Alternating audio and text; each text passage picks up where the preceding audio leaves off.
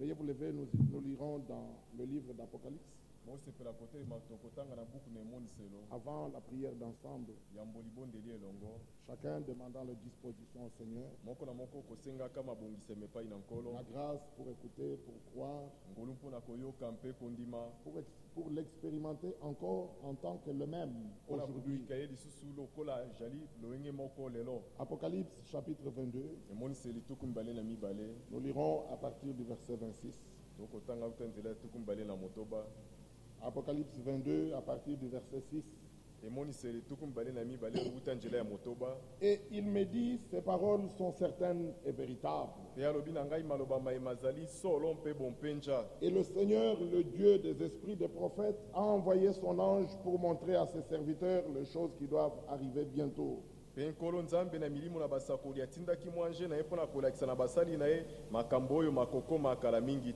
voici, je viens bientôt.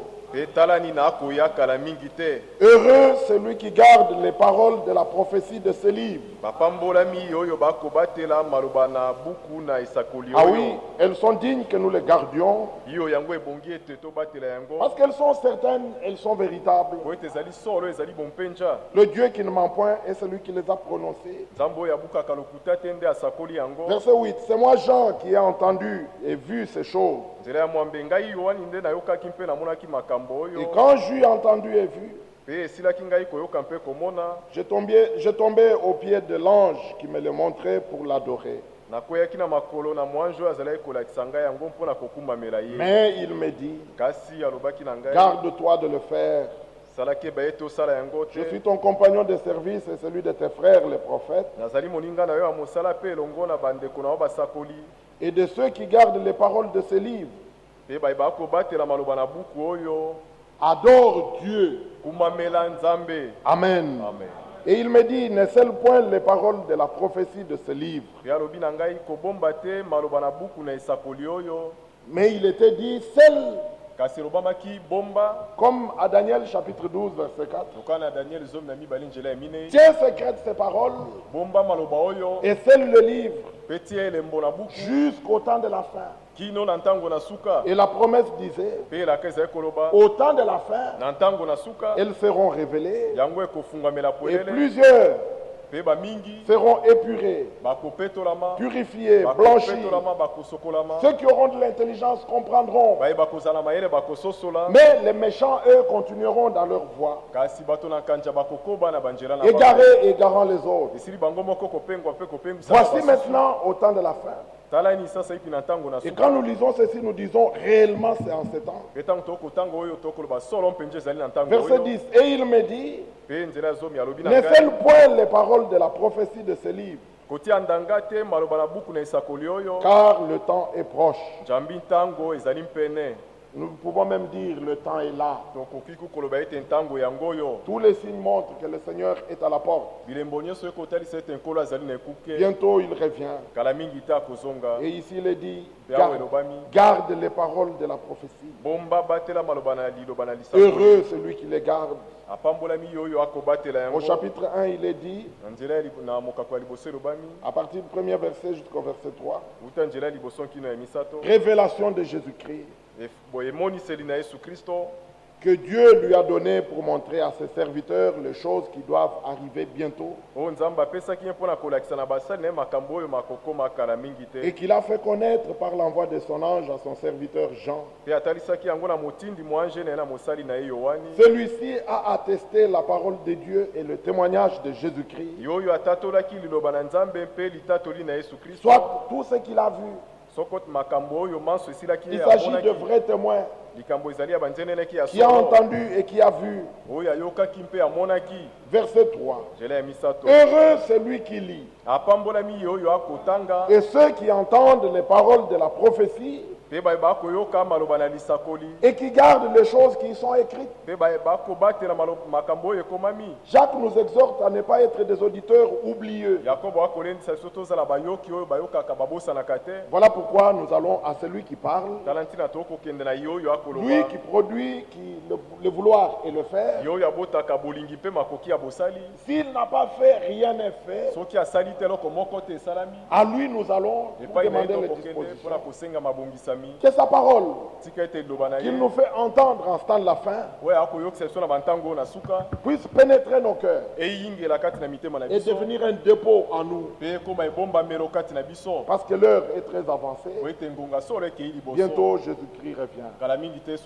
Élevons donc nos voix, demandons-lui sa grâce. Merveilleux Père Céleste.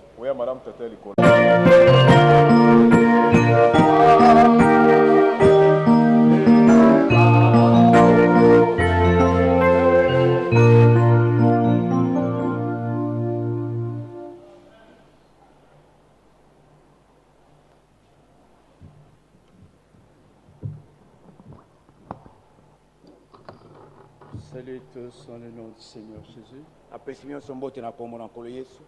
Il y a eu aussi des salutations venant aussi du côté de Soyo et de Luanda en Angola. Oui, nous avons toujours besoin d'écouter cette merveilleuse histoire. Il n'y a pas une histoire qui peut nous réjouir sur cette terre, si ce n'est ce dont le centre, c'est le Seigneur Jésus-Christ. Qui d'autre avons-nous au ciel? Comme il est écrit dans les Psaumes 73,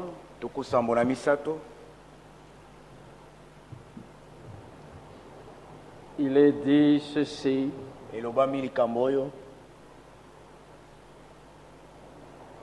prenons les Psaumes 73,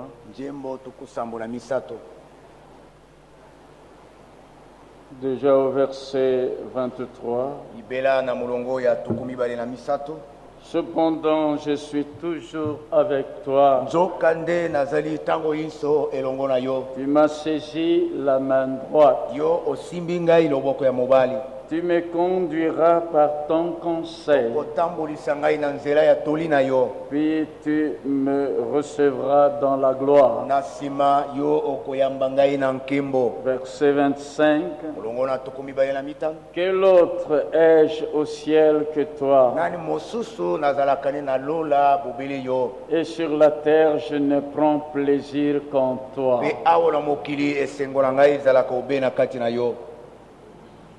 Oui, tout ce que Dieu avait à faire pour le salut,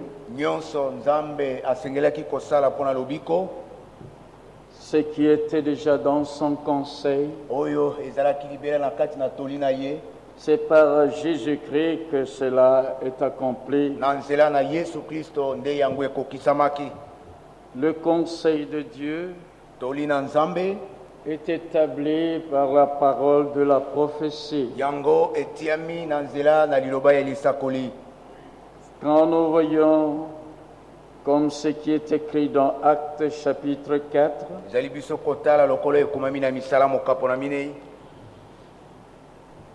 il est déjà montré ce qui devait être accompli, et cela dans l'Ancien Testament. Mais alors à l'accomplissement de ce qui est écrit dans les Psaumes 2, il est écrit dans Acte 4, depuis le verset 23. Là, pour voir le contexte, il s'agit de ce qui s'est passé pour cet homme qui avait été guéri. Une guérison miraculeuse. Le verset 23. Après avoir été relâchés, ils allèrent vers les leurs et racontèrent tout ce que les principaux sacrificateurs et les anciens leur avaient dit.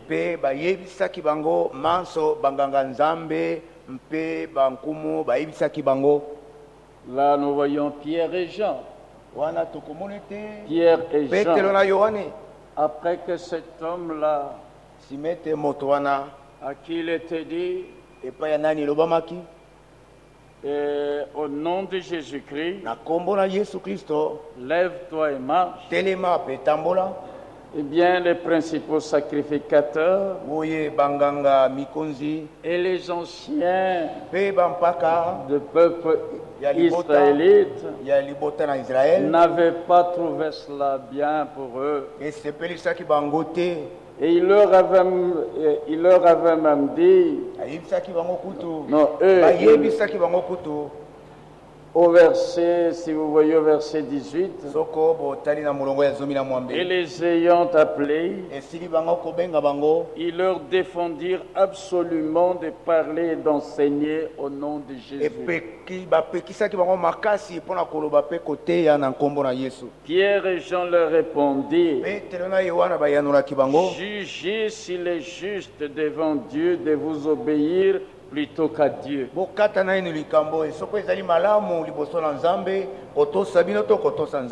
Il y a des choses aux yeux de Dieu qui sont justes devant Dieu, parce que Dieu a sa manière de voir les choses. Nous les hommes, nous avons nos manières de voir aussi. Mais comme nous l'avions déjà dit, il s'agit d'abandonner notre manière de voir pour voir à la manière de Dieu.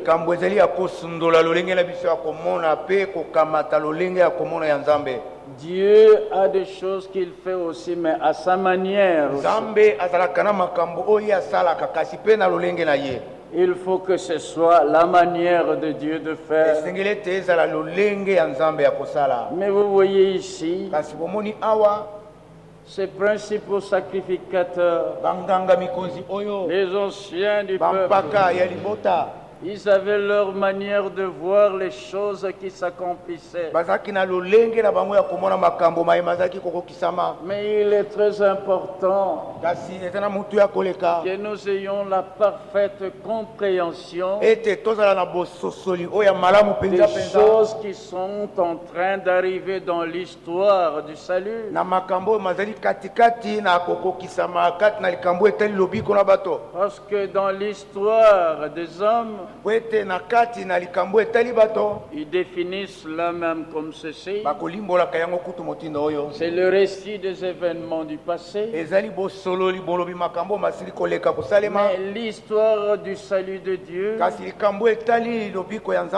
l'histoire de Dieu dans son plan, nous pouvons dire le récit des événements qui doivent arriver. Donc Dieu fait connaître à l'avance tout ce qu'il avait à faire, contenu dans son plan, avant même que la chose n'arrive. Et alors ici, Pierre et Jean, les disciples de Jésus-Christ, ceux qui étaient au début de l'église, ils pouvaient voir l'accomplissement des prophéties bibliques, des promesses de Dieu, et ils étaient conduits par le conseil de Dieu. Ils pouvaient voir les choses que Dieu accomplissait. Ils avaient avaient la même Bible que les autres. Mais les autres ne voyaient pas. Mais eux, ils le voyaient. Et c'est là parce qu'ils avaient trouvé grâce aux yeux de Dieu. Parmi tous ceux qui étaient en ce temps-là. Et voilà même qu'au nom de Jésus-Christ, ce nom dans lequel il était déjà dit dans Exode 20 par exemple, la Bible dit là-bas, Moïse s'approcha de la nuée où était Dieu. C'est que Dieu était dans la nuée. Et dans Nombre 14, verset 14, c'est toi, Seigneur, qui marche devant nous. Le jour dans une colonne de nuée,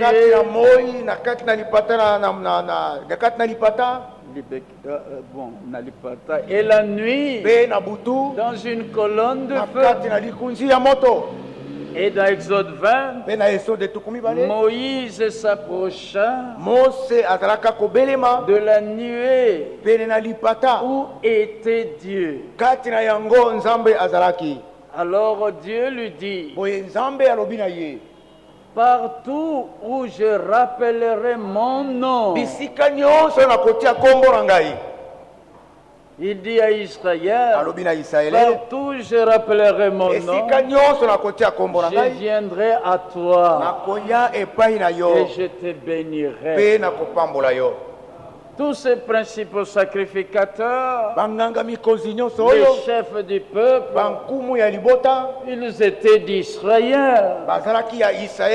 Alors Dieu qui était dans la nuée, plus tard, son nom était quelque part. Dieu était en Christ, réconciliant le monde avec lui-même. Quel Dieu? Le même Dieu qui dans l'Ancien Testament, Moïse s'approchait de lui, mais Dieu était dans la nuée. Mais alors dans le Nouveau Testament, le même Dieu était en Christ. Vous voyez de la nuée où il était, où il paraissait visiblement, selon Nombre 14, verset 14, toi Seigneur, qui apparaissait visiblement le jour dans une colonne de Dieu, la nuit dans une colonne de feu, Israël pouvait voir la colonne de nuée. Vous voyez, la nuée était là. Moïse pouvait s'approcher de la nuée qu'il voyait. Et Dieu qu'on ne voit pas, car personne n'a jamais vu Dieu, était dans la nuée visible. Et plus tard, il a apparu aussi visiblement. Là alors, dans un homme. Alléluia. Amen. Un homme qui pouvait dire, celui qui m'a vu a vu le Père. Il n'y a qu'un seul Dieu, le Père. Mais Dieu est invisible. Mais il a apparu visiblement dans le nom de Jésus-Christ. Dieu était en Christ, réconciliant le monde avec lui-même. Avant, celui qui avait vu Moïse n'avait vu que Moïse qui s'approchait de la nuée intangible, où était le Dieu invisible. Celui qui avait vu Jérémie n'avait vu que Jérémie, mais celui qui avait vu Jésus-Christ, il avait vu Dieu manifesté visiblement. Mais dans l'Ancien Testament, c'était Yahvé, Jéhovah, c'était le nom. Et dans le Nouveau Testament, dans la Nouvelle Alliance, c'est le nom de Jésus-Christ. Yahvé, ou Jéhovah, de l'Ancien Testament, et Jésus dans le Nouveau Testament. Mais voilà, les principaux sacrificateurs et les chefs du peuple ont défendu à Pierre et à Jean d'enseigner dans ce nom-là, ce qu'ils n'avaient pas vu l'accomplissement de ce qui dans le conseil de Dieu devait être accompli en leur temps. Dieu ne pouvait pas accomplir à leur manière. Quand il dit je viendrai, Isaïe, dites-le, votre Dieu, il viendra lui-même et vous sauvera. Mais il ne vient pas à la manière des hommes. Il vient à sa propre manière et la manière qu'il a trouvé bon, qui lui a fait plaisir, c'est venir en tant qu'homme. Et alors il l'avait raté. Et ils attendaient Dieu peut-être à leur manière, comme il est un grand Dieu qui a créé les cieux et la terre. Il va venir de manière à frapper les yeux de tous. Il va se diriger vers Caïphe. Non, Dieu doit se diriger vers son peuple invisible. C'est là où Dieu agit que se trouve son royaume. Vous ne pouvez pas tromper Dieu. Vous ne pouvez pas le diriger à votre manière. Dieu sait où il doit se diriger. Là où il y a le peuple qui a trouvé grâce à ses yeux. Voilà aussi pourquoi Pierre et Jean, après avoir été relâchés, se dirigèrent vers les leurs. Ceci est très important. Dieu, ceux qui sont utiles au peuple de Dieu, c'est vers eux que Dieu envoie ceux qu'il doit envoyer. Mais il est écrit dans Jérémie 23, malheur à tous ces prophètes-là, ils prennent leur propre parole pour ma parole. Et alors, je ne les ai point envoyés, mais ils ont couru. Je ne leur ai point donné d'ordre. Et ils ne sont d'aucune utilité à ce peuple. Dieu envoie vers son peuple, il dirige vers son peuple ceux qui sont à lui qu'il veut envoyer. Vous voyez Saul le Tarse, sur le chemin de Damas, il a rencontré la même lumière surnaturelle. Il dit, alors c'est le Seigneur. Qui est-tu, Seigneur? La réponse, pas je suis Jéhovah, Yahvé ou quoi, mais je suis Jésus que tu persécutes. Mais je suis venu à toi Et je te prends, c'est pour t'établir ministre et témoin des choses que tu as vues et celles pour lesquelles je t'apparaîtrai. Et alors dans Acte 26, Paul rend témoignage. Et dit, le Seigneur lui a dit, j'étais près du milieu de païens vers lesquels je t'envoie. Mais maintenant quand il envoie là-bas, il sait qu'il y a quelque chose que lui, le Seigneur, doit accomplir. Il dit, Paul, c'est afin que tu leur ouvres les yeux, qu'ils passent des ténèbres à la lumière, de la puissance de Satan à Dieu. Donc il sait pourquoi il a envoyé. Vous voyez cela? Si vous lisez toujours le livre des Actes, il y a un moment, il lui a dit, prends courage, Paul. Rends témoignage chez moi. Pourquoi? Parce que dans cette ville, j'ai un peuple nombreux. Le Seigneur sait ce qu'il fait. Il sait quand il envoie. Il y en a ceux qui doivent recevoir ce qu'il envoie. Et alors ceux qui reçoivent ce que lui envoie, il agit là-bas. C'est là où Dieu agit que se trouve son royaume. Son royaume n'est pas d'ici-bas. Nous ne sommes pas d'ici-bas. Alors il dit, ne t'étais pas. Paul ne t'était pas. Prends courage. Parle. Pourquoi? Rends témoignage dans cette ville. Car j'ai un peuple nombreux. Oh, mais c'est terrible. Vous pouvez voir ça dans Acte 23.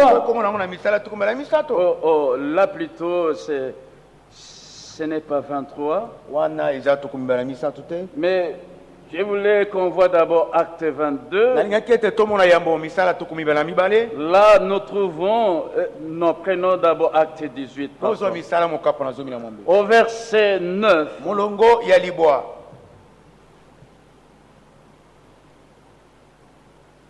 Verset 9, le Seigneur dit à Paul en vision. Prenons même le verset 8 d'abord. Cependant, Crispus, le chef de la synagogue, crut au Seigneur avec toute sa famille. Et plusieurs Corinthiens qui avaient entendu Paul crurent aussi et furent baptisés.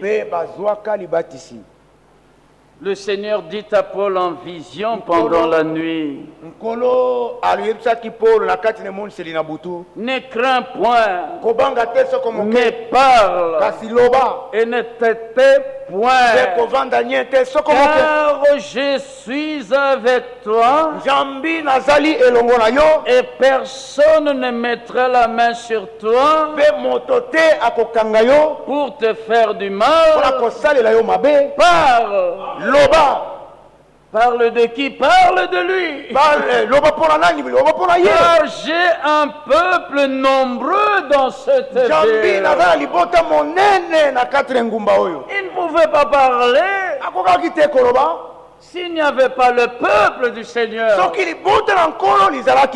Parce que le peuple du Seigneur écoute ce que le Seigneur leur envoie. Il dit, j'ai un peuple nombreux. Et on arrive dans Acte 22. Il est écrit au verset 17, après que Paul rend témoignage de ce qui lui était arrivé sur le chemin de Damas, Versets 17 et 18. De retour à Jérusalem, comme j'ai prié dans le temple, je fus ravi en extase. Et je vis le Seigneur qui me disait, hâte-toi et sors promptement de Jérusalem, parce qu'ils ne recevront pas ton témoignage sur moi.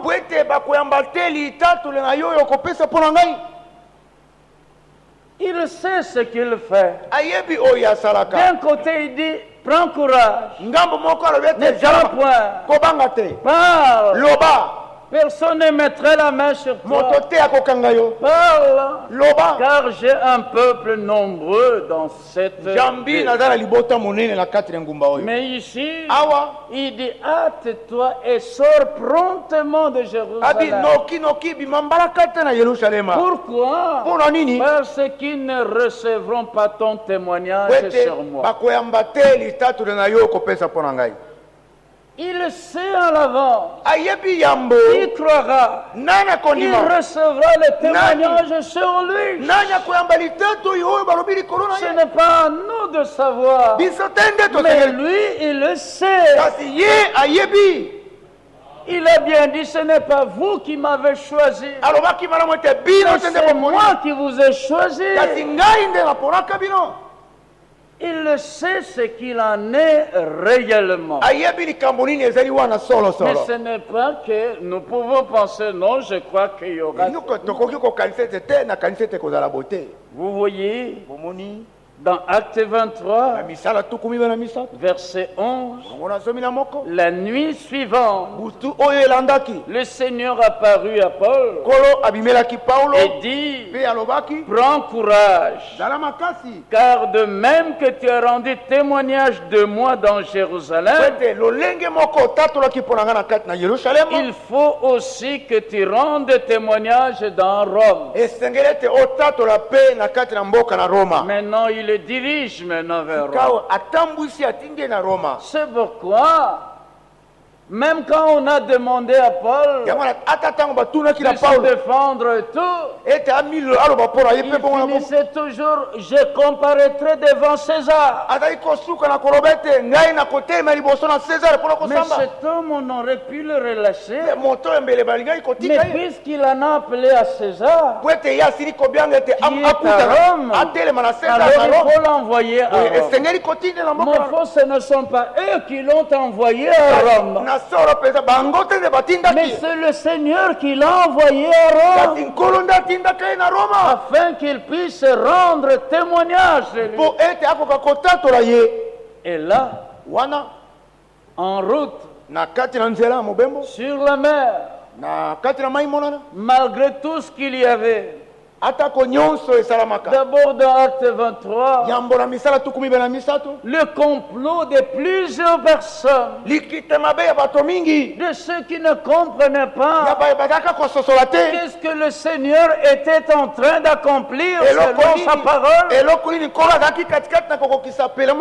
qu'est-ce que le Seigneur avait dit à Paul. Ils ont voulu faire, ils ont fait un complot pour les tuer.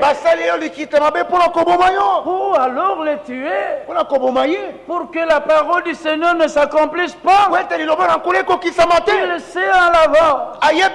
S'il y a des complots, comment il peut déjouer tout cela? Parce qu'il faut que ce qu'il a dit s'accomplisse. Il a échappé à cela. Nous l'avions déjà vu. Le fils de la sœur de Paul a eu connaissance de ce complot-là. Il a échappé.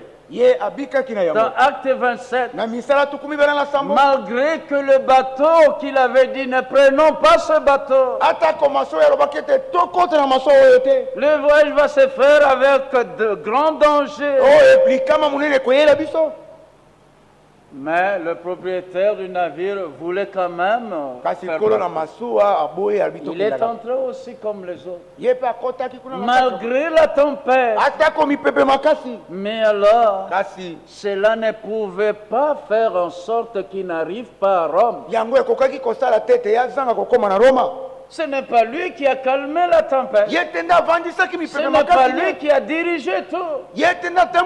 Mais le Seigneur qui annonce à l'avance sa parole, de quelle manière il doit accomplir sa parole.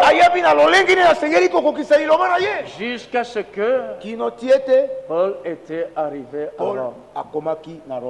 Vous voyez cela? Mais ceux qui étaient là, principaux sacrificateurs, quand Paul était pharisien, c'est vers eux qu'il allait pour avoir même des lettres de recommandation. Là, c'est un quartier général sur la terre qui le recommandait. Mais 2 Corinthiens 10 nous dit, ce n'est pas celui qui se recommande lui-même qui est approuvé. Mais c'est celui que le Seigneur recommande. C'est celui-là qui est approuvé. Parce que même si les hommes peuvent établir des hommes pour leur faire entendre ce qu'ils veulent bien entendre, le Seigneur n'en est pas garant. Lui s'occupe de ceux que lui-même a recommandés et ce qu'il doit accomplir avec eux. Il commence, il achève.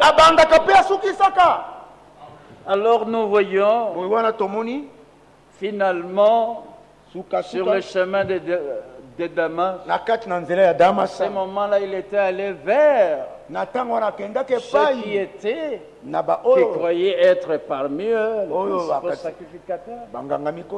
Mais à cette époque-là, et lui et les autres ne comprenaient pas ce qui, dans le conseil de Dieu, établi par la parole de la prophétie, était en train de s'accomplir. Mais lorsqu'il eut connaissance,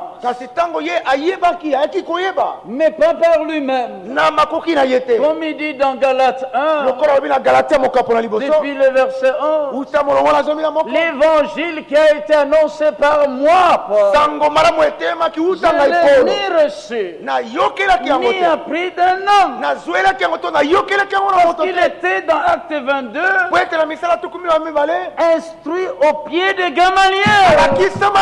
Il n'avait rien appris de ce qu'il avait appris quand il était assis au pied du Seigneur. Il y a une différence. On peut avoir tous les beaux conférenciers bibliques, comme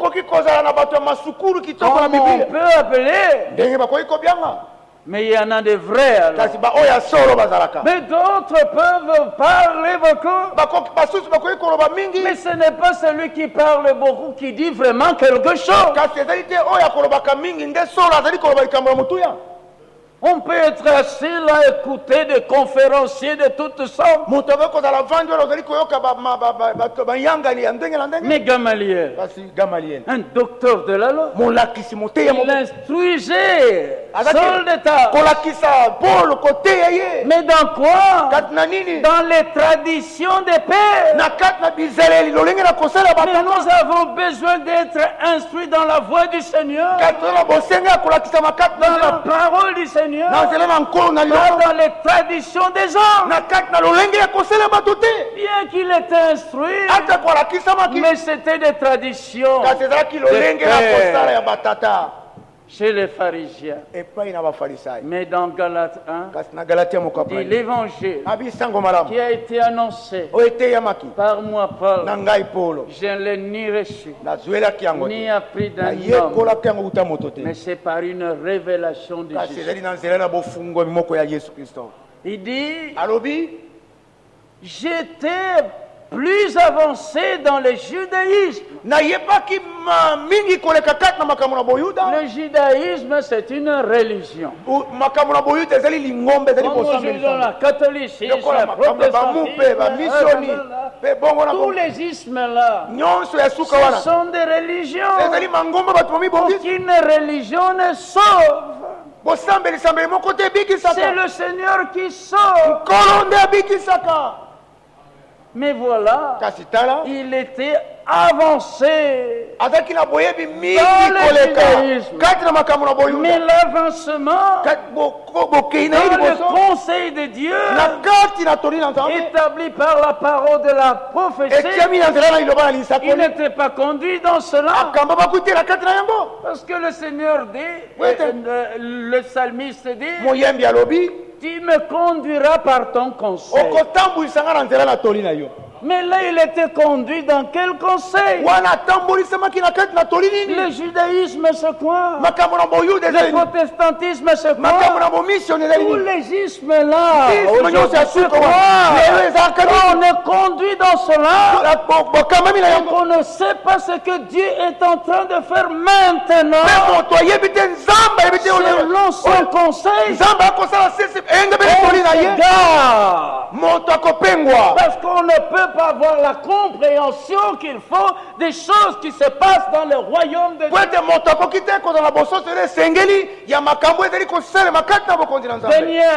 Daniel, tu vois là, Gabriel explique-lui la vision. Daniel, parce que tu es un bien-aimé. Quand tu étais en train, pendant que tu priais, la parole est sortie. Pas une religion, pas une dénomination ou tradition des hommes, programme des hommes, le plan des hommes, mais la parole de Dieu est sortie. Mais sortie d'où? De là où ça devait sortir. Là du trône. Je suis venu pour te l'annoncer. Et quand on voit cela, c'est le conseil de Dieu déjà établi pour le salut d'Israël. Sois attentif à la parole et comprends la vision. Ce n'était pas des traditions des hommes. Celui qui n'est pas attentif à la parole, tôt ou tard, il va s'égarer. Parce que la parole de Dieu nous donne l'orientation infaillible. C'est dans sa parole que le Seigneur nous montre la direction de ce qu'il y a dans son conseil, l'orientation spirituelle.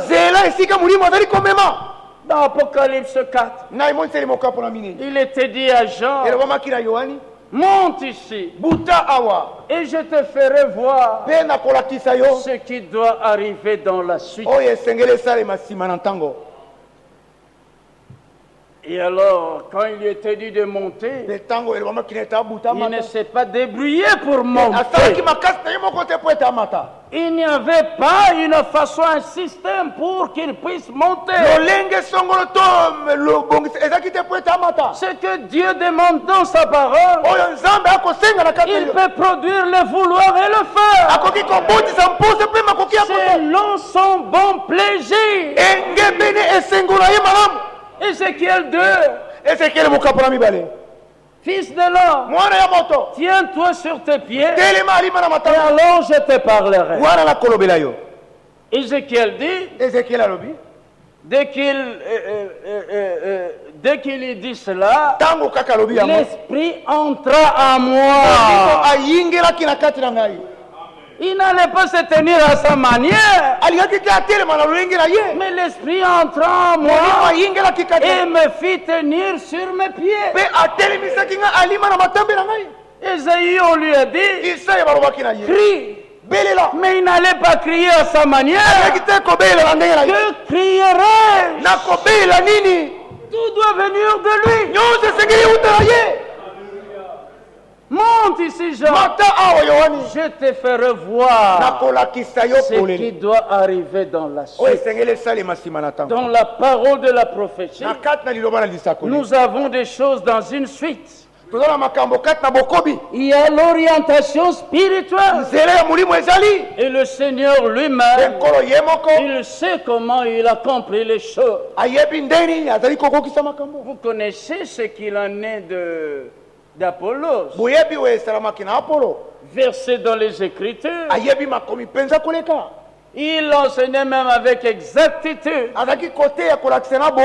ce qui concerne Jésus. Mais dans l'orientation spirituelle de ce qui s'accomplissait selon la parole de la prophétie, il ne connaissait que le baptême de Jean. Mais d'où venait le baptême de Jean? Du ciel? Oui. Mais ce n'était plus le temps. C'était dans l'histoire. Dieu a avancé. Et il va de l'avant avec son peuple. Il lui montre. Il lui montre. Voilà dans la suite qu'est-ce qu'il y a. Nous ne parlons pas seulement du bien-aimé sauveur, mais nous suivons Jésus-Christ dans son ministère du Fils de l'homme. Et alors, à qui l'a Priscille l'ont pris à côté pour lui montrer plus exactement la voix de Dieu. Bien que le baptême de Jean venait du ciel, bien que dans les temps passés, le réveil au temps de Luther était venu d'en haut, bien que le réveil de Wesley, des méthodistes, ceux qui sont devenus plus tard cela, parce qu'il y a des ismes comme judaïsme, religion après. Mais quand le réveil était là, au temps de Luther, il n'y avait pas de luthériens, mais il y avait des disciples du Seigneur. Mais c'est après qu'ils ont formé quelque chose de luthéranisme. Vous voyez? Mais en ce temps-là, c'était venu d'en haut. Au temps de Wesley, c'était venu d'en haut. Mouvement de Pentecôte. Ce ne sont pas les hommes qui se sont arrangés pour qu'il y ait ce mouvement-là. Ce mouvement-là est venu du ciel. Mais après, si vous ne parlez pas en langue, là c'est devenu isme. Mais Dieu ne s'arrête pas. Il va de l'avant. Une nouvelle voie. Il effraie pour les élus qui sont appelés à aller dans une action plus grande. Selon les plans du salut. Selon les conseils de Dieu, selon ce qui doit arriver dans la suite.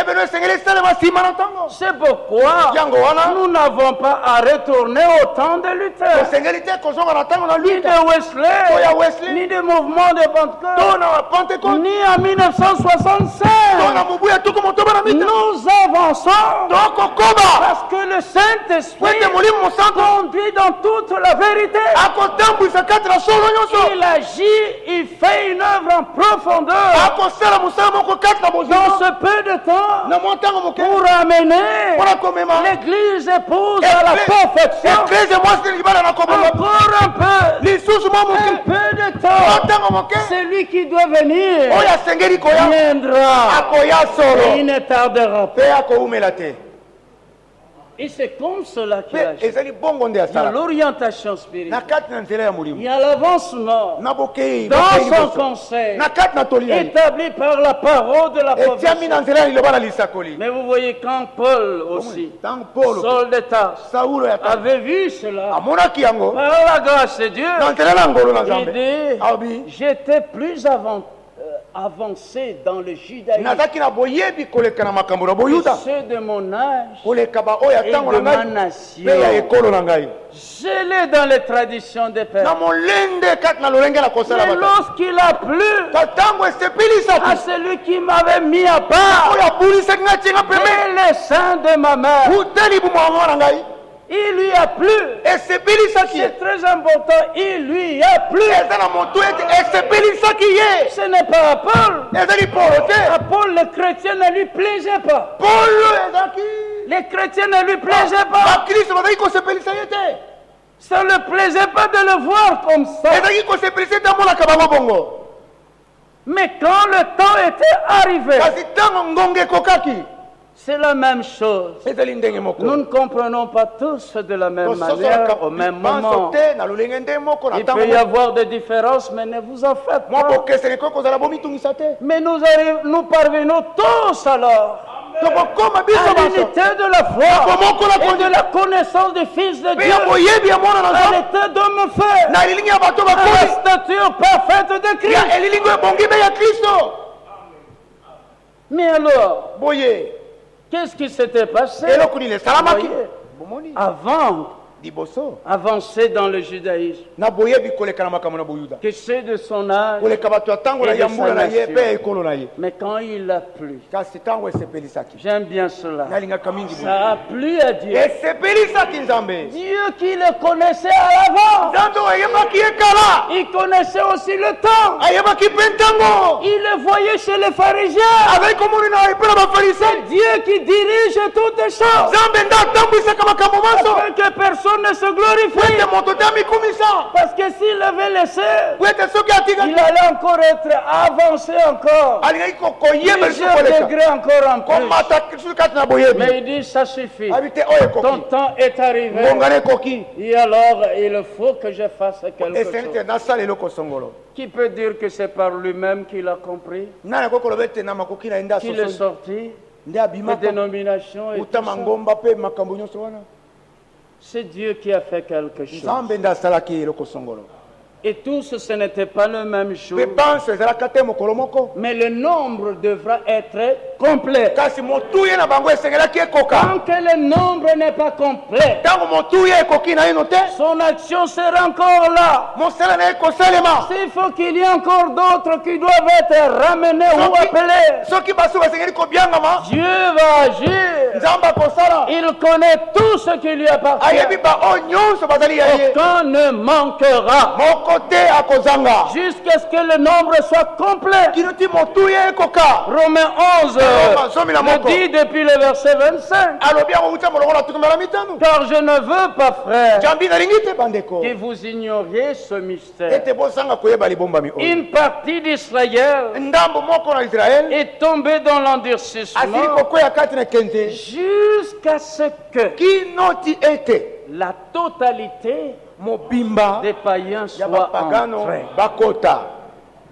Quand il est dit c'est un mystère, jusqu'à ce que cela arrive, c'est jusqu'à ce que cela aussi arrive.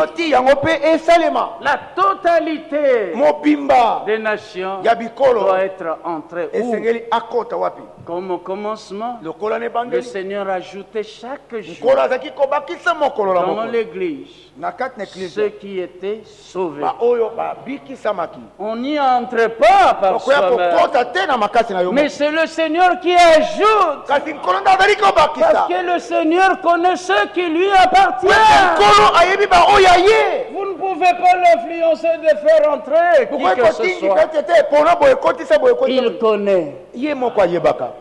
C'est lui qui ajoute. Les membres que les hommes ajoutent dans leur registre, ce ne sont que les membres des hommes. Mais nous avons besoin de ceux que le Seigneur lui-même ajoute dans l'Église. Et jusqu'à ce que la totalité sera là, il est dit, alors tout Israël sera sauvé. Selon qu'il est écrit, le libérateur viendra de Sion et il éloignera de Jacob les impiétés. Alors, quand il a plu à Dieu, qui avait mis à part Paul et l'a appelé par sa grâce, quand il lui a plu de révéler en lui son Fils, afin qu'il l'annonce aux nations. L'apôtre Paul dit, je ne consultais ni la chair ni le sang. Il n'est plus allé chez Gamaliel. Gamaliel, je reviens encore, continuons nos conférences. Il n'a plus consulté. Là, il n'avait pas la révélation de ce qui s'est passé. Maintenant, Dieu lui-même a agi. Il ne consultait ni la chair ni le sang. Il devait aller maintenant vers les siens. Il est remonté même par une révélation à Jérusalem. Ceux qui étaient apôtres avant lui. Il a fait la connaissance de ces femmes. De ces femmes-là pour connaître s'il avait une tante ou quoi. Non. Non. Ah non, ce n'était pas cette connaissance-là. Ce n'était pas la connaissance d'un homme. Il dit, nous ne connaissons plus personne selon la chair. Si nous avons connu Christ selon la chair, nous ne le connaissons plus de cette manière. C'était autre chose. Vous pouvez connaître quelqu'un. Oui, il a fait telle classe. Il était votre collègue. Et tout. Mais il y a une autre connaissance. Là, alors, il faut que Dieu vienne en aide. Et alors, nous voyons, à partir de là, il savait où se diriger, où le Seigneur l'a dirigé. Il a plu à Dieu. C'est très important. Parce que dans le conseil de sa volonté, il produit le vouloir et le faire selon son bon plaisir. Dans 1 Corinthiens 1, il est écrit, le monde avec sa sagesse n'a pas connu Dieu. Dans la sagesse de Dieu, 1 Corinthiens 1, verset 21. Puisque le monde, avec sa sagesse, n'a point connu Dieu dans la sagesse de Dieu, il a plu à Dieu de sauver les croyants par la folie de la prédication. Ce qui plaît à Dieu, ce qui est agréable à Dieu, à ses yeux, n'est pas nécessairement agréable aux hommes. Ceci est très important. Parce que cette connaissance-là, le monde a utilisé sa sagesse, mais ne pouvait pas arriver à la connaissance de Dieu. Dans les derniers jours, il y aura des temps difficiles. De Timothée 3, parmi les choses, il y en aura vont apprendre sans parvenir à la connaissance de la vérité. Mais à l'extérieur de la piété, ils vont renier ce qui en fait la force. Parce qu'ils veulent ce qui leur plaît. Vous voyez cela? Ce qui a de la valeur aux yeux de Dieu. Ce qui signifie grande chose aux yeux de Dieu. Il faudrait que pour son peuple, ça puisse avoir aussi une grande signification. Vous voyez comment il a dit? Si vous prenez Pierre 2, si vous avez goûté que le Seigneur est bon, approchez-vous de lui. Pierre vivant, qu'est-ce que les hommes ont fait? L'ont rejeté. Rejeté par les hommes, mais choisi, précieuse aux yeux de Dieu. Il y a une différence. Les hommes, ils l'ont méprisé, abandonné des hommes. Mais pourtant, ce sont nos souffrances qu'il a portées. Il n'y avait pas de caractère sur la terre comme le caractère en lui. Le caractère des hommes sur la terre, comme lui, il n'y en avait pas. Il avait agi toujours de façon correcte. Il pouvait demander qui de vous me convaincra de péché.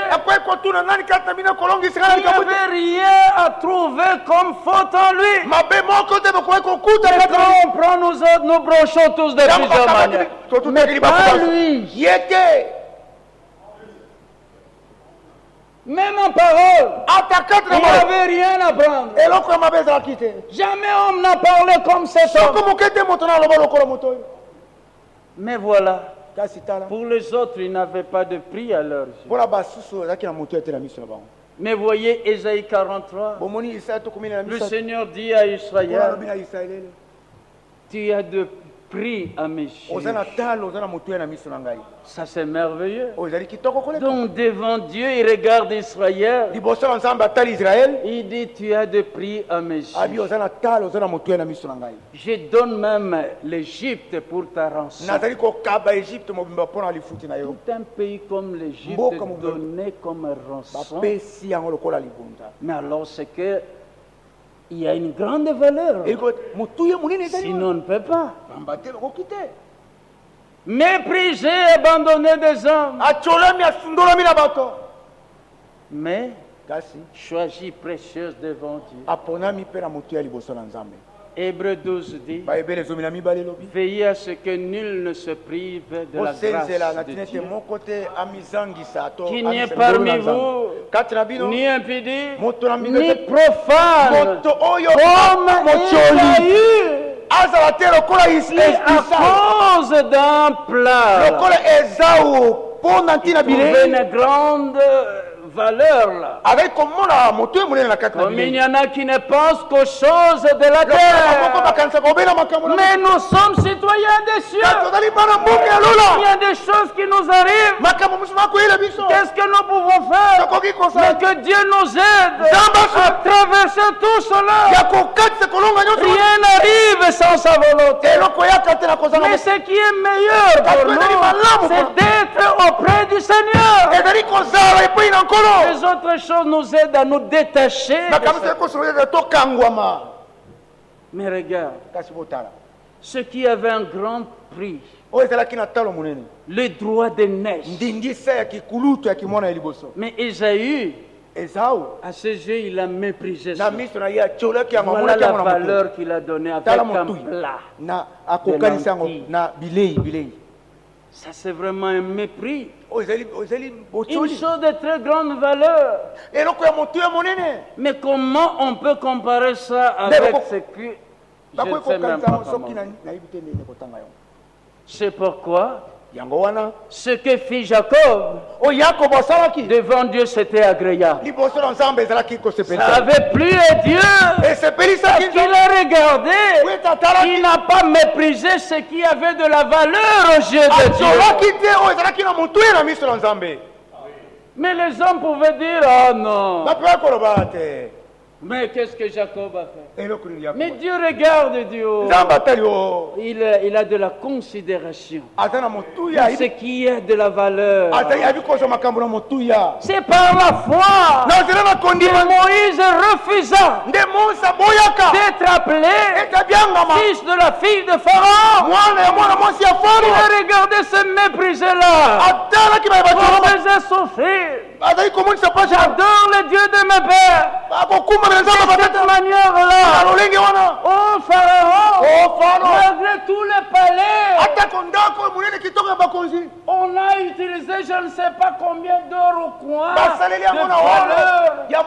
pour acheter tout ce qu'il faut pour construire. Mais aux yeux de Moïse, la valeur était de l'autre côté.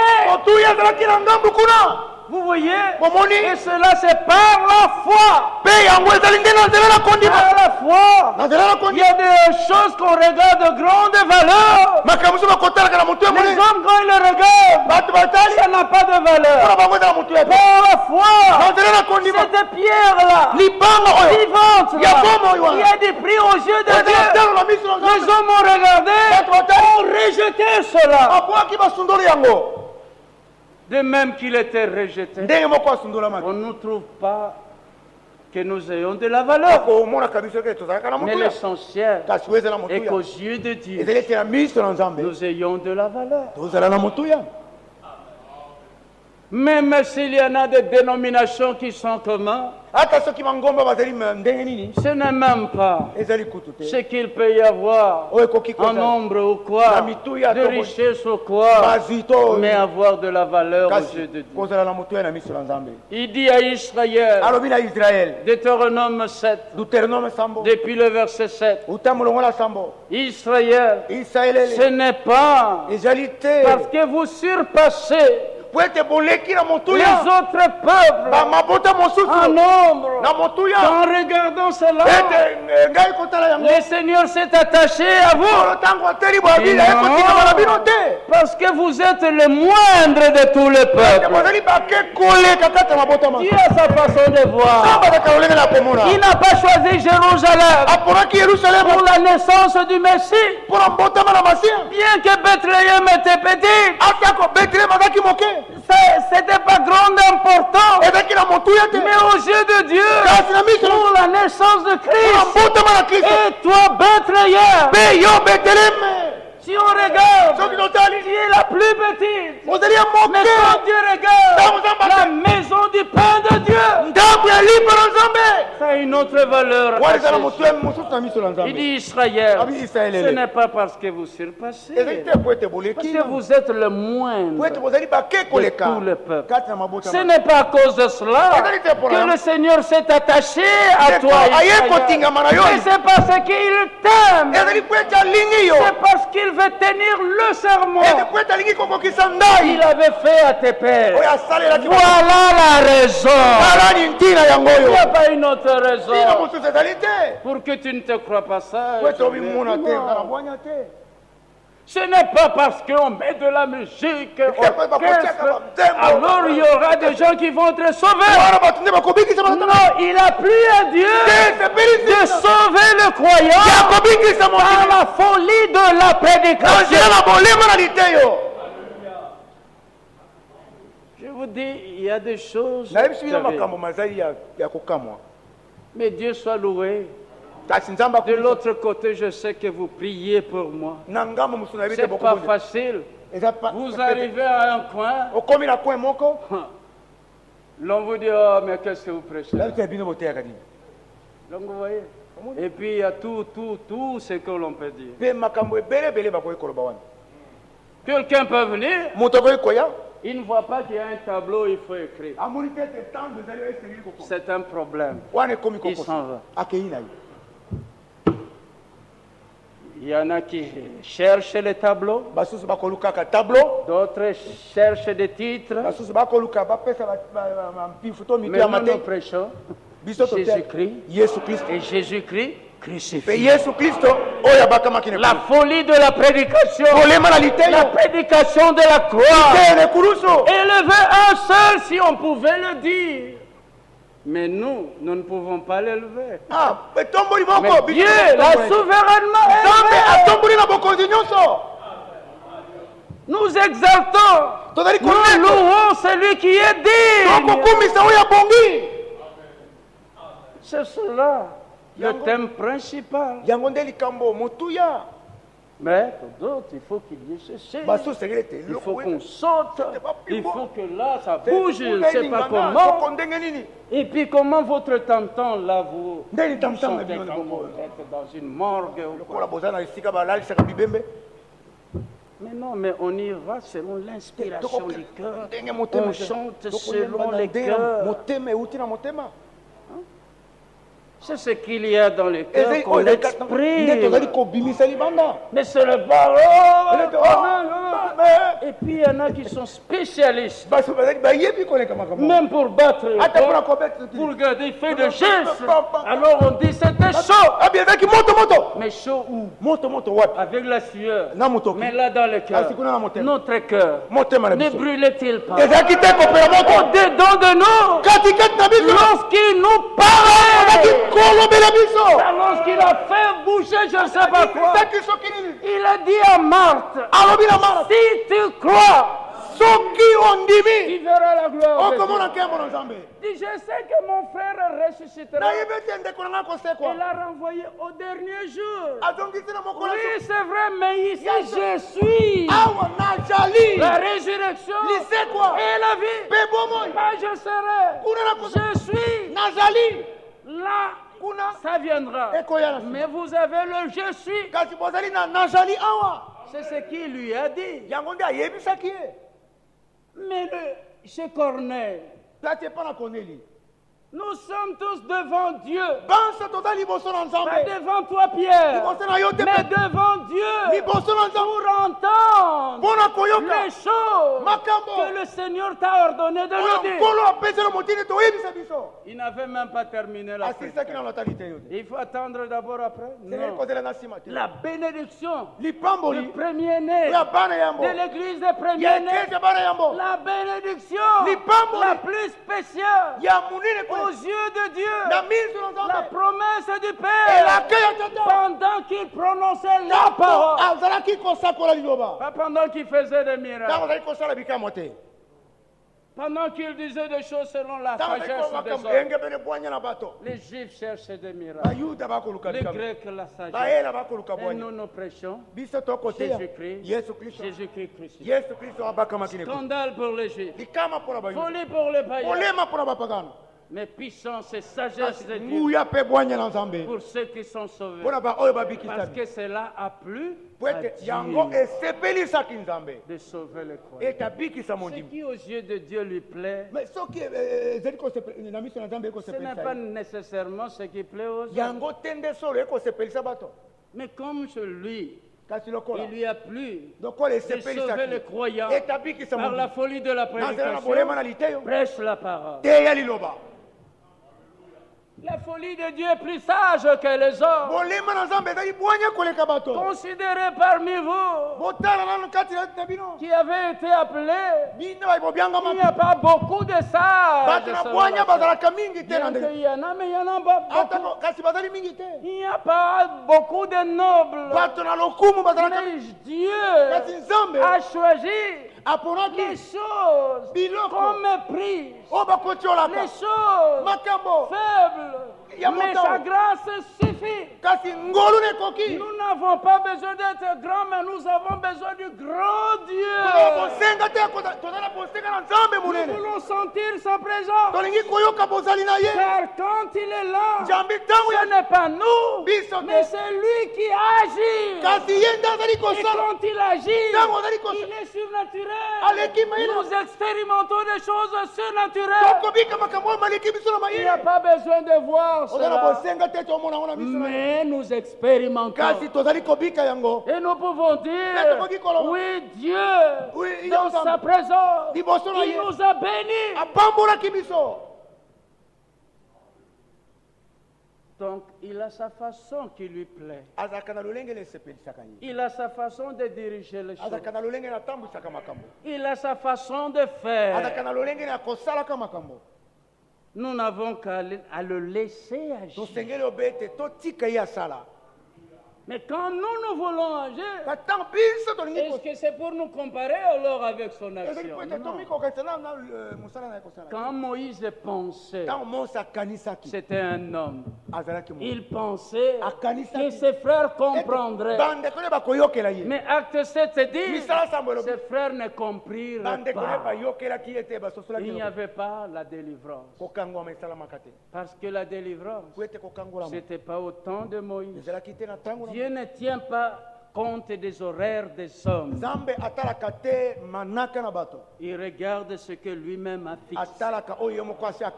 Et quand son temps arrive, le surnaturel prend place. Il expérimente ce qu'il a fait. Il va vers son peuple. Il visite son peuple. Il envoie aussi vers son peuple. Mais même s'il y a des incrédules qui ne peuvent pas comprendre, Dieu va de l'avant avec le croyant. Et c'est-à-dire s'il y en a qui sont incrédules, leur incrédulité anéantira-t-elle la fidélité de Dieu? Loin de là.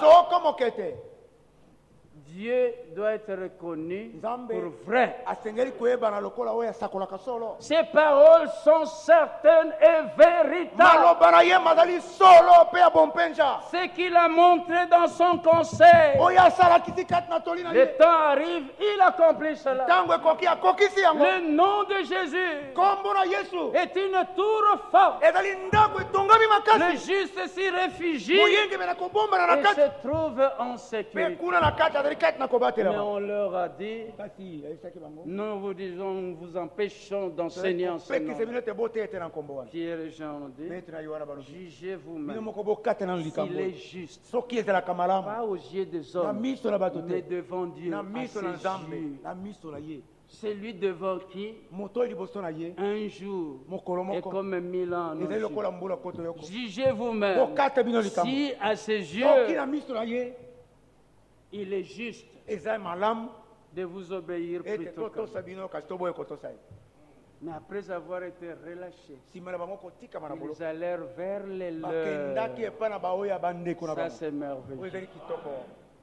Et ils ont raconté vers les leurs qui comprenaient aussi qu'est-ce que Dieu était en train de faire en ce temps-là.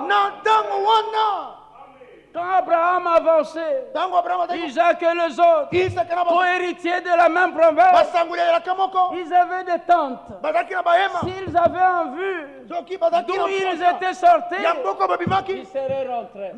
Mais orientation spirituelle. Il faut continuer. Dieu lui-même, il sait comment il fait. Abraham, vas-y.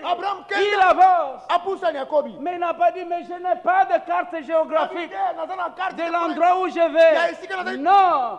Les voies de Dieu sont incompréhensibles. Il faut y marcher par la foi. Mais finalement, il fait arriver là où il a dit qu'il faut arriver. Il sait ce qu'il fait. Dans Exode 33, Moïse a prié.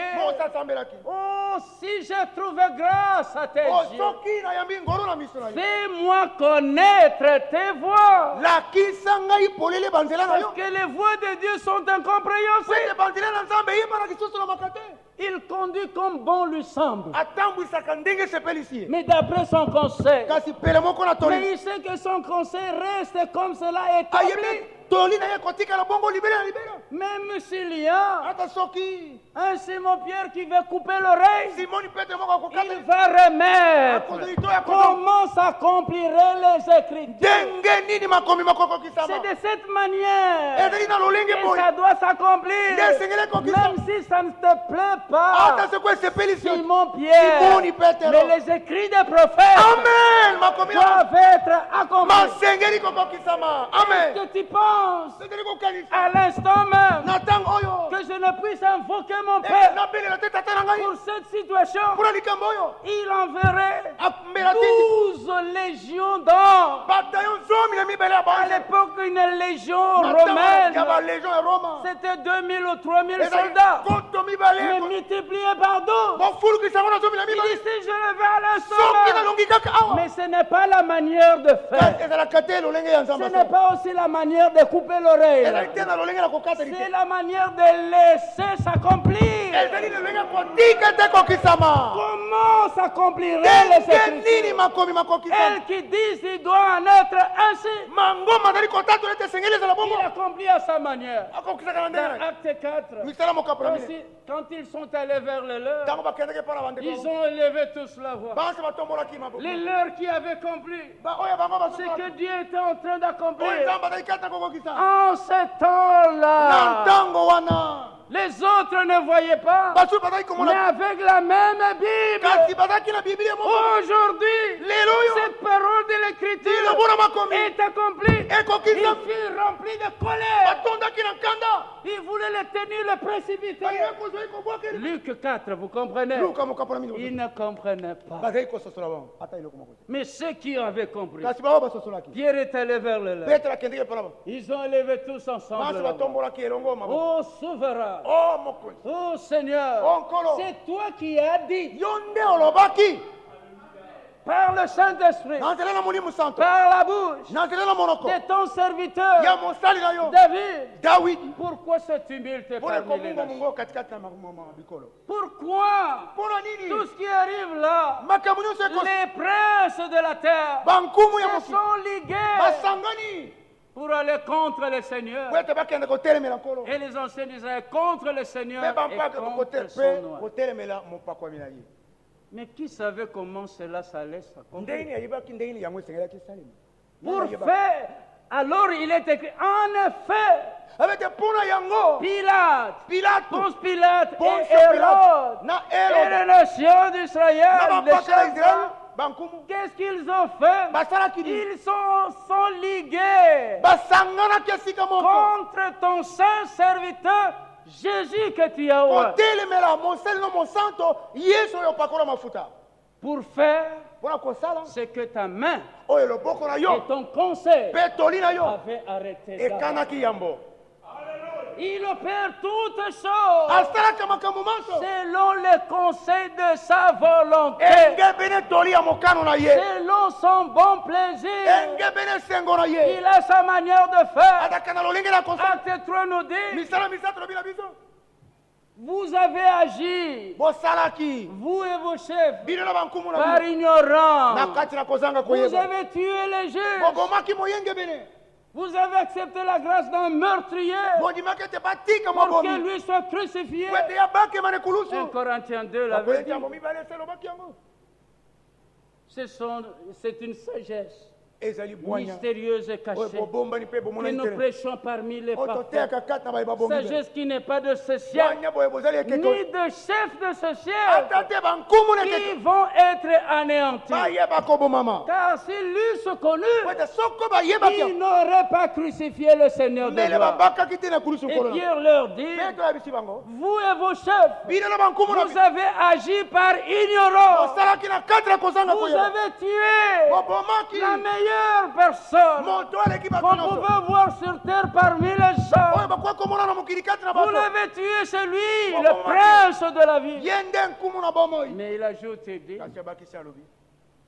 Dieu a accompli de la sorte. Donc il a sa manière d'accomplir les choses. Il a accompli de la sorte. Vous laissez dans l'ignorance, aveuglez vos yeux.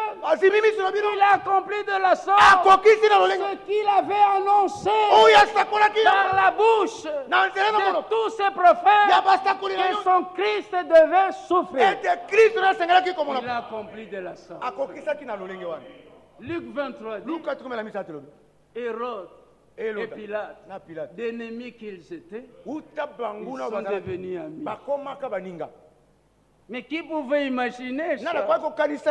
Hérode et Pilate étaient à couteau tiré.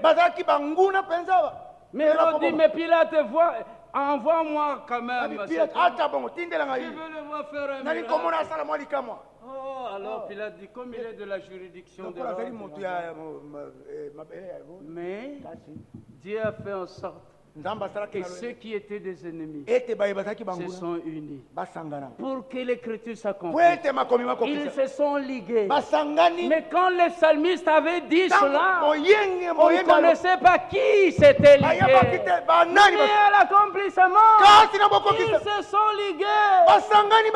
Les royaumes en partie d'argile, en partie de fer. Ils ne vont pas s'unir l'un l'autre.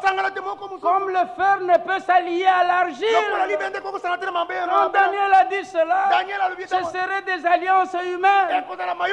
Il n'y a rien qui est dit. C'est l'Europe unie. Mais quand Dieu a ouvert nos yeux pour voir ce qu'il a arrêté dans son corps, nous sommes arrivés à la connaissance que c'est l'Europe unie. Les frontières qui étaient là. Vous voyez ce qui se passe. Le temps est très avancé.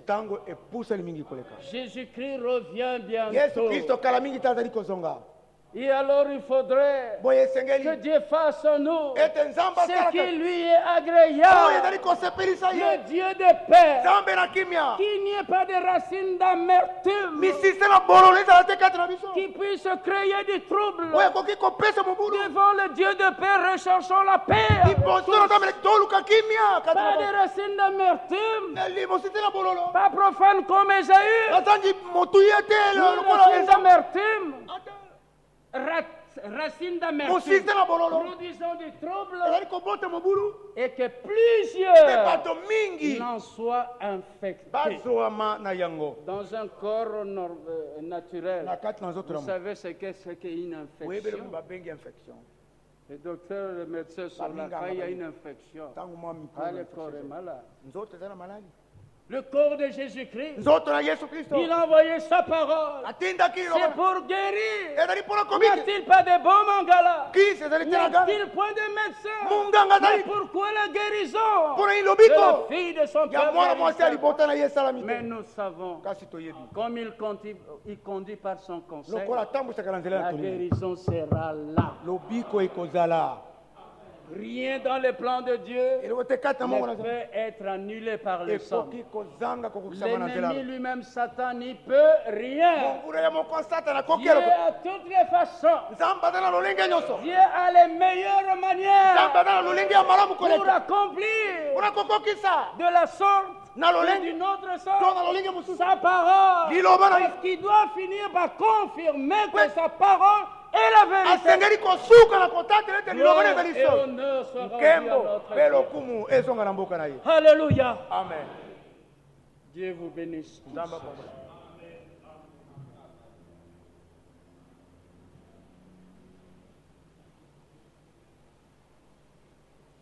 Gloire soit rendue à notre Dieu. Bien élevés frères, nous avons pour Dieu un Dieu qui ne peut pas être aidé par les hommes, mais qui a tous les moyens pour que son conseil s'accomplisse. Nous chantons et chacun pourra prier le Seigneur. Tel que je suis sans rien à moi. Tel que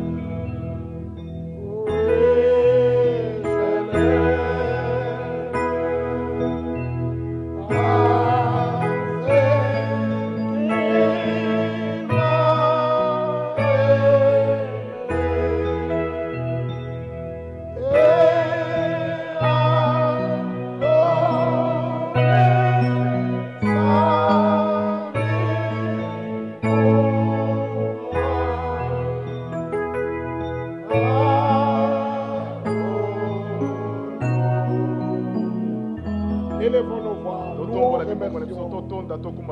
Sois loué, grand Dieu. Béni soit ton saint et glorieux nom. Merci pour ton conseil admirable, pour ton plan éternel. En ce temps-là, donne-nous la foi, augmente notre foi. Seigneur, raffermis-nous.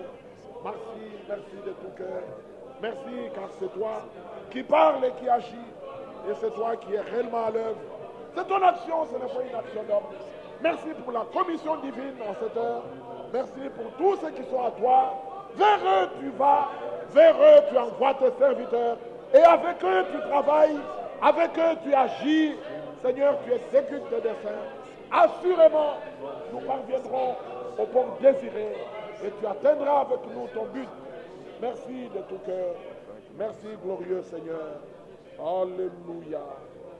Alléluia. Merci, notre Dieu. Merci, glorieux Père. Alléluia. Alléluia. Oh, Alléluia.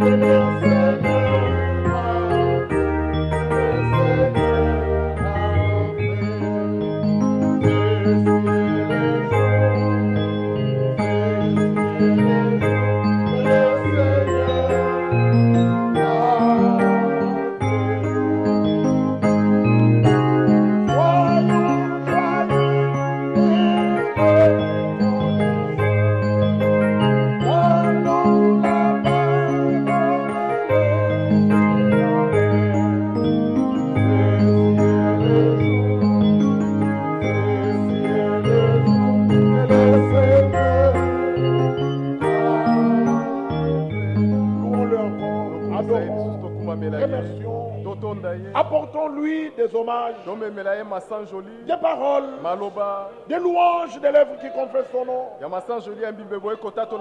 C'est là les victimes spirituelles qui l'attendent. L'adoration, parole permanente, semences non mélangées, parole inaltérable, et qui ne peut pas être différée. Merci pour tes promesses. Merci pour tes serviteurs. Merci pour ton peuple. Seigneur, ce n'est point que nous soyons meilleurs que tous les restes. Mais toi, tu as choisi des malheureux, des choses viles, pour confondre les grandes. De quoi nous glorifierons-nous, Seigneur, si ce n'est d'avoir reçu de par toi la révélation de qui tu es et d'avoir connu tes voies. Parce que toi, tu nous as montré montré tes voies.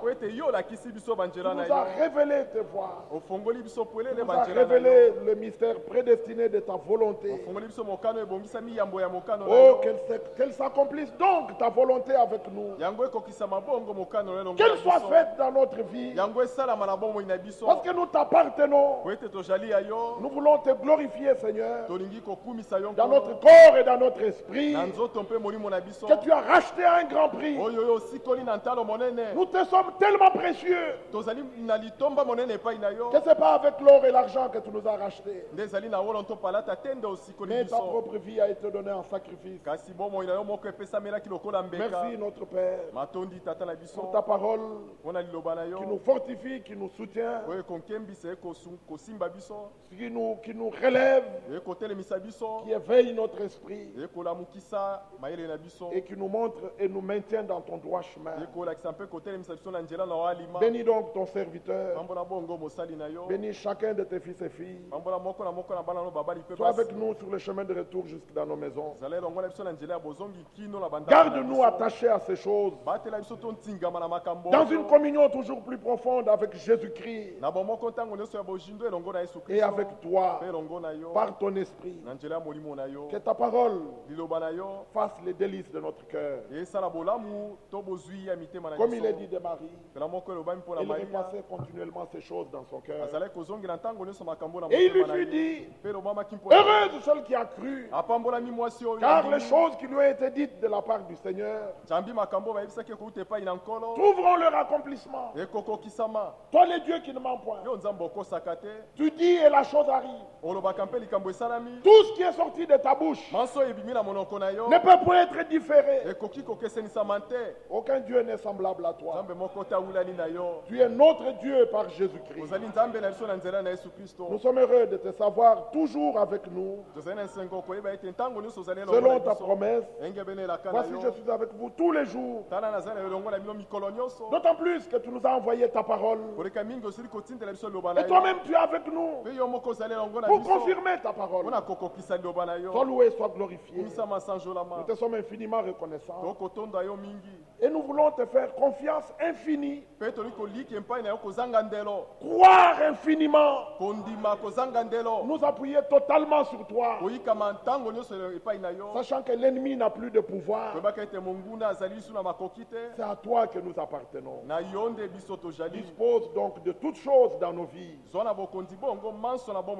Tout ce que nous sommes, notre temps et tout ce qui nous appartient, nous nous abandonnons à toi. Qu'il nous soit fait selon ta parole. Nous te prions, te remercions. Au nom du Seigneur Jésus-Christ. Amen. Amen. Gloire soit rendue à notre Dieu pour sa sainte et précieuse parole. Ce privilège est trop grand pour nous que nous ne saurons jamais assez lui exprimer notre reconnaissance. Nous avons des salutations. Notre frère Katalai est encore à Ditu. Et notre frère Béni et frère Walawala à Soyo. Frère Vicky Mpolesha à Mbujimai. Frère Jacques Masengu de Kakanda dans le Katanga. Kakanda dans le Katanga. Tous vous saluent au nom du Seigneur Jésus-Christ. Et frère Vicky, il dit il voudrait être là au mariage de frère David. Alors si Dieu lui fait grâce, il sera là le week-end. Sinon, ce n'est pas un problème. Et frère Prosper doit être aussi avec nous le vendredi, si Dieu le veut, venant de Goma.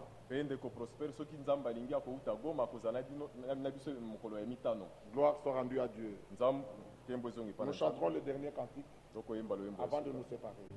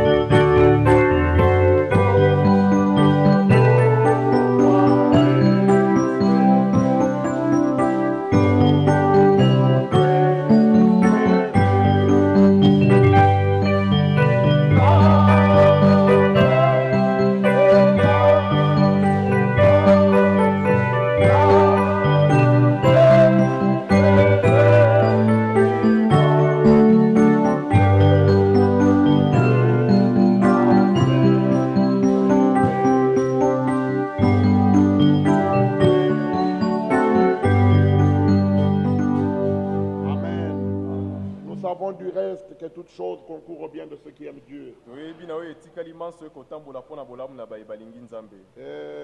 On nous apprend aussi que allez tous dans la paix du Seigneur. Nous nous retrouvons demain à 16h.